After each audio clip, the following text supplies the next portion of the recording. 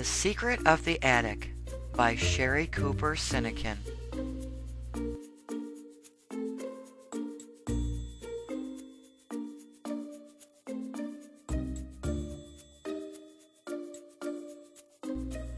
Chapter 2.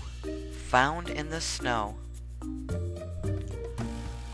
"Come on, you guys," Keisha called from the far edge of the property.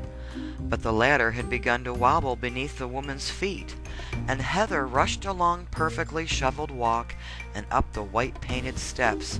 "Here, let me help you," she said, reaching out to steady the ladder. "Why, thank you." The woman looked down at Heather. Her eyes were as blue as the heart of a flame. "I'll be done in just a moment." The fasteners for the sign seemed to be giving the woman some trouble. Allison charged up the path and took the steps 2 at a time. "Here, let me do that," she said. "I think I've got it now, but I do appreciate the offer," the woman replied. She climbed down and gave an approving nod at the sign. Then she swept her scarf over her shoulder and extended her hand. "Hi, I'm Eleanor Goodwin, and you are?" Waving the others closer, Allison introduced herself and Heather. "That's Keisha Vance, Miss Goodwin," she added, "and this is Megan Ryder. We're all best friends, all 4 of us. We go everywhere together. Well, almost everywhere." "I'm very glad to meet you," said Mrs. Goodwin. Keisha came to the front of the porch and pointed at the lesson sign. "I would love to take lessons. What kind do you give? Acting and stuff? Voice? Or maybe dancing?" Mrs. Goodwin's smile reminded Keisha of the Mona Lisa. She and the others had seen a picture of the famous painting in one of Mrs. Hardin's art books, and they loved the way the portrait's eyes seemed to follow them. "Precisely," said the silver-haired woman, still smiling. "All of the above, and piano too." "Wow."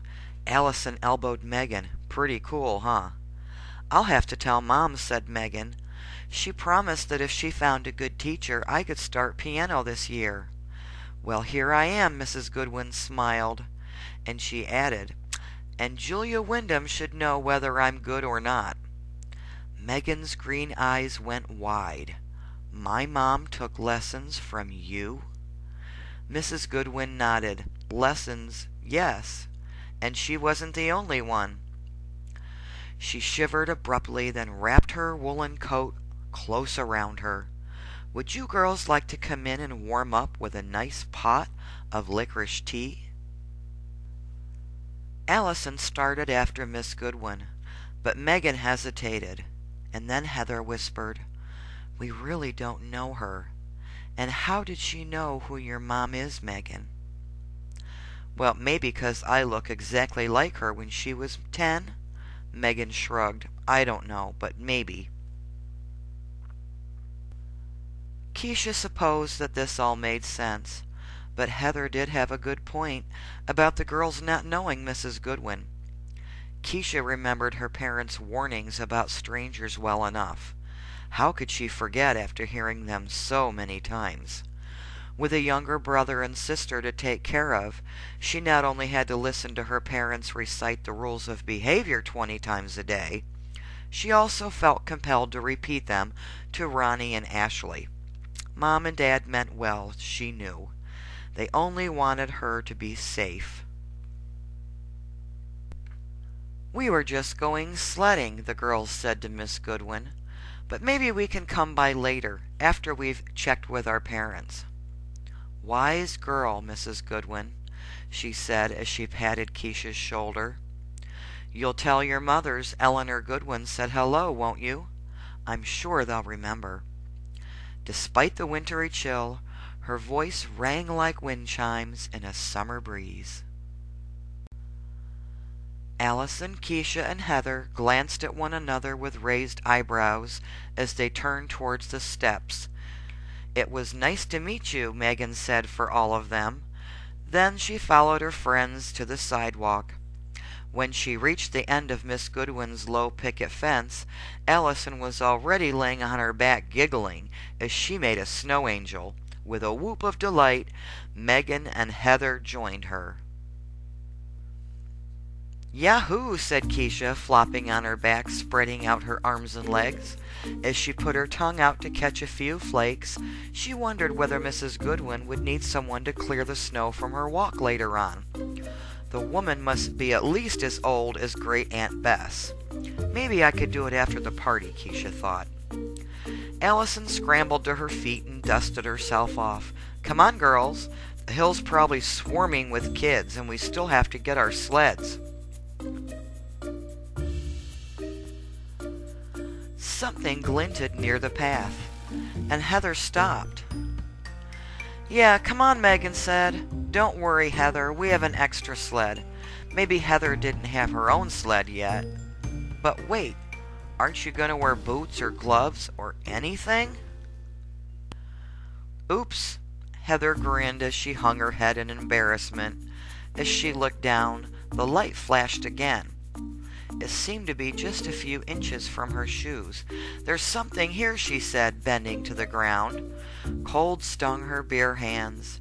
"Did one of you drop a charm or a bracelet or something?"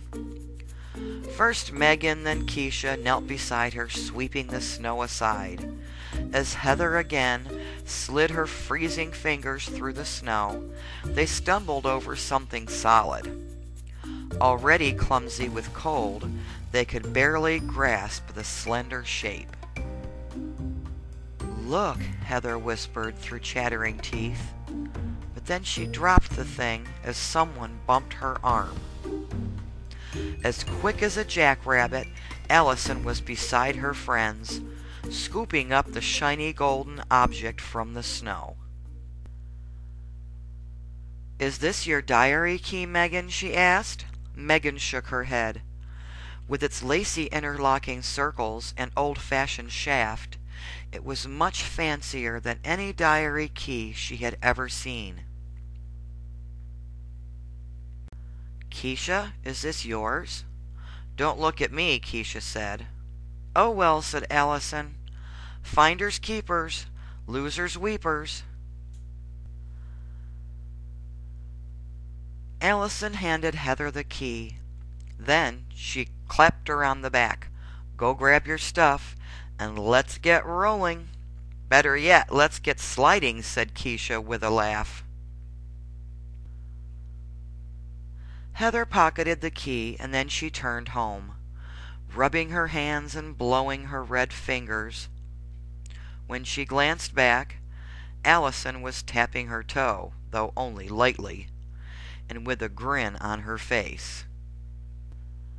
Keisha was hopping up and down, flapping her arms as if she were flying toward the Hardens, and even Megan was making pushing motions with her hands in Heather's direction. "Okay, I'm going," Heather said. "Just promise you'll wait for me." "We promise," the girls said. Heather turned again towards her house, but she stole one last look at her friends, just to be sure. They hadn't moved an inch, but Heather was certain that the lacy curtain in Mrs. Goodwin's front window had.